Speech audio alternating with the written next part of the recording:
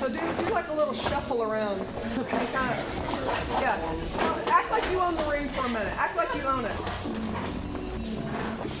You've got balance, you can generate power, and your back heel is off the floor so that you can pivot your hip to throw your power shot. Right, so if I'm right-handed, that's my right hand is my power. If I'm left-handed, my left is my power. But I want to be able to use the entire body to leverage the most power when I'm ready to throw that shot. I got into boxing because I needed money in college, and I was a college athlete. But my last semester, my car broke down. I needed $500 to fix it, so I entered King and Queen of the Hill contest, and I could potentially win $700 if I did that.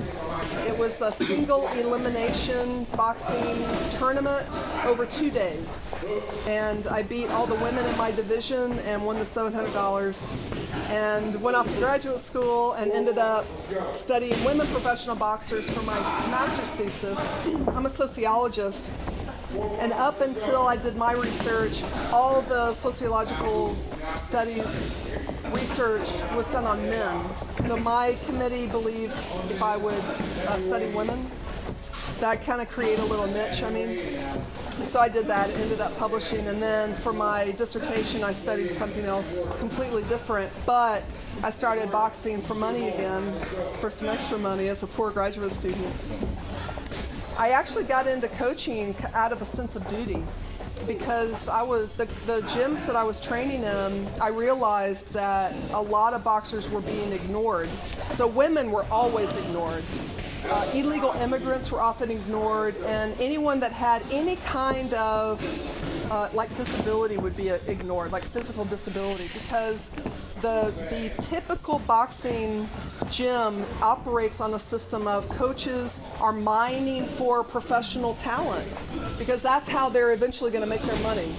So if I think you've got it, then I'll work with you a little bit, turn you pro as soon as I can, because then you start making money, and as soon as you start making money, I start making money because you sign a contract, and as a trainer, I could make anywhere from 10 to 30% of what you fight for.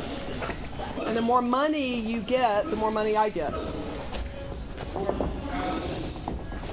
So I just started coaching, and I was very successful very quickly as a coach. Yeah. My very first boxing team that I would drive around to competitions. I was living in Kentucky at the time. I was in school. I had a woman, I had an illegal immigrant, and I had a black guy, a fantastic athlete, only sight in one eye. He only had sight in one eye, so he couldn't have a future in boxing. That was my team. If you wanted to, you could go, you pay $25 and get a professional license that says you're a professional boxer. You could do that right now. To do it and win, more than a year. But there are people who are desperate, right? So they'll fight. I don't have any examples in this gym, but there are plenty of guys that they're like professional opponents. So they know they're never going to be a champion. They just go around and lose, and that's how they make their money. Kind of regional fighters. Sometimes you can make more, a lot of times you can make more as a professional opponent than you can as a contender. Yeah.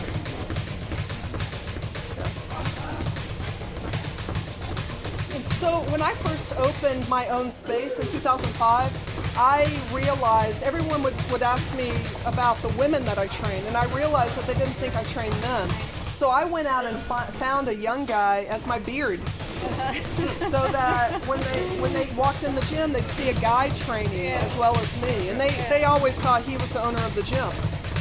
But I ended up, like the culmination of my coaching career was, the highlight of my coaching career was probably the 2012 Olympic Games.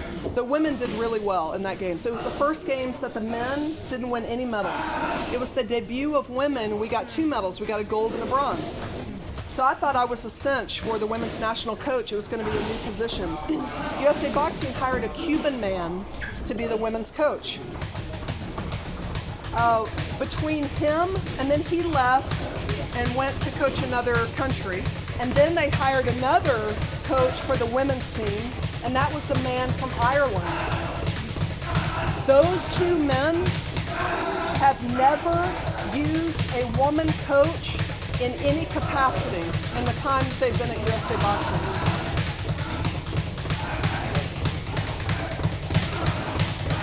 So my experience was that women's boxing got into the Olympic Games. A lot of men coaches that never would pay attention to women started, all of a sudden they're interested in women boxers. And then the women coaches that used to be sent off to coach the women's national team because it was a horrible assignment. We always did well. I was the winningest international coach at USA Boxing.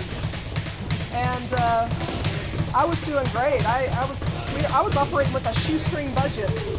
And so there were some other women that were being able to coach as well, like under me, some assistants and that kind of thing.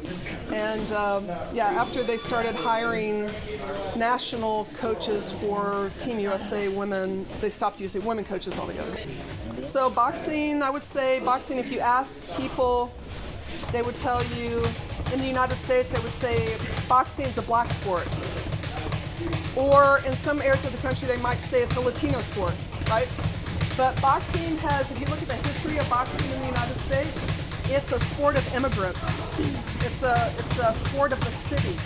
So whoever is kind of down on their luck is typically who you're going to find in boxing gyms.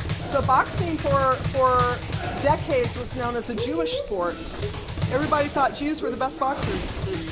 And then it was, I think from there, I think it was Irish from there, and then it was Italians, and then African Americans, and then Latinos, Filipinos, yeah. And then whites are kind of sprinkled in, you know, all the time. But you ever heard of the phenomenon of the Great White Hope? Have you ever heard of that? So that's the idea that there would be like a white heavyweight champion. Because in boxing you got weight categories, right? But the heavyweights are the ones that everybody likes seeing. They get the most money, and typically that kind of thing. So the Great White Hope is a racist phenomenon where promoters would want, they believe that fans want to see white guys as the champions. Boxing is a very difficult sport. There are a lot of things easier to do than box. And the way of the world, the way of the United States now is such that young people see a lot of other opportunity, right, than going into a boxing gym. I think I've done, like I said, a lot of sports. I've even coached a lot of different sports. I think boxing, I just don't think there's a more difficult sport than boxing. It requires a very high skill set. You have to be in fantastic cardiovascular shape, and then you have to have a lot of courage to get to climb in the ropes. I mean, look at Ryan. Any of you want to go against him? And he's just kind of hanging out, taking it easy right now. So using the mirror is very important in boxing. You're not supposed to be checking out what you're looking like, you know, like your hair or something. You're actually checking your form. So you're looking to make sure in boxing, very important to make sure that your hands are up, excuse me, and that when you're throwing a punch, the other hand is up protecting yourself from a counter. So those are the kinds of things that you're checking for in the mirror, checking for foot placement to make sure that you never get in a situation where one foot is behind the other, where you would be losing your balance, but that you have a good base, a solid base. You also would be looking for your power shots to make sure that you're rotating that side of your body to get the most force on your punches. So what's interesting is some people are afraid of boxing because they think that if we teach kids how to fight, that now we're going to have more school violence, right, between kids. What we have found is that actually the opposite happens, because once you figure out what it takes to box, you very quickly realize that somebody else can do the same thing. And if you've grown up as a bigger person, right? Like, people don't pick on you because they think you can fight just because you look like you can. Nobody ever picked on, they just assumed I could hit them. And I never had an interest in doing that, but they just thought that they shouldn't mess with me. And so I think bullies stay away from places like this because they're very quickly brought down a peg when they step into an actual boxing gym where other people are not afraid of the threat of them. And if they start training, then it's a level playing field for everybody.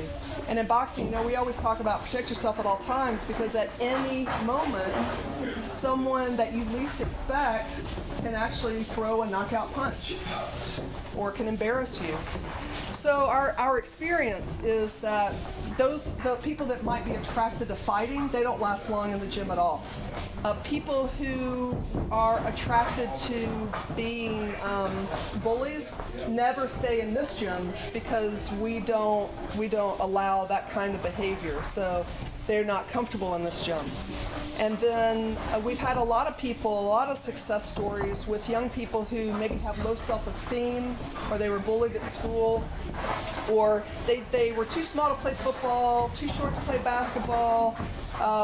Some of the other sports maybe weren't available to them. They didn't like ball sports or something, and they try boxing and they love it. They fall in love with it. Boxing's an individual sport in the sense that you control what you do. You don't have to depend on teammates.